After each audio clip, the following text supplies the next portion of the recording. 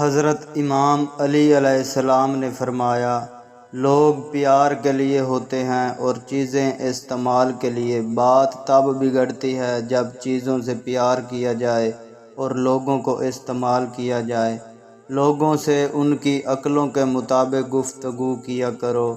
امام علی علیہ السلام نے فرمایا، جو شخص اپنے آپ کو بہت پسند کرتا ہے وہ دوسروں کو ناپسند ہو جاتا ہے۔ امام علی علیہ السلام نے فرمایا، کوئی تمہارا دل دکھائے تو ناراض مت ہونا، کیونکہ قدرت کا قانون ہے، جس درخت کا پھل زیادہ میٹھا ہوتا ہے لوگ پتھر بھی اسی کو مارتے ہیں۔ امام علی علیہ السلام نے فرمایا، غصے کا علاج خاموشی سے اور خواہشات نفسانی کا علاج عقل سے کرو۔ امام علی علیہ السلام نے فرمایا، صورت اور سیرت میں سب سے بڑا فرق یہ ہے، صورت دھوکہ دیتی ہے جبکہ سیرت پہچان کراتی ہے۔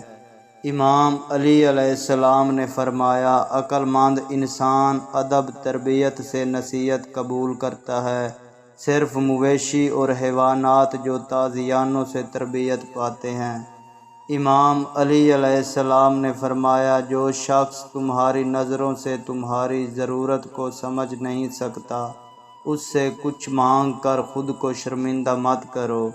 امام علی علیہ السلام نے فرمایا، راز کو فاش کرنا بدترین بے وفائی ہے۔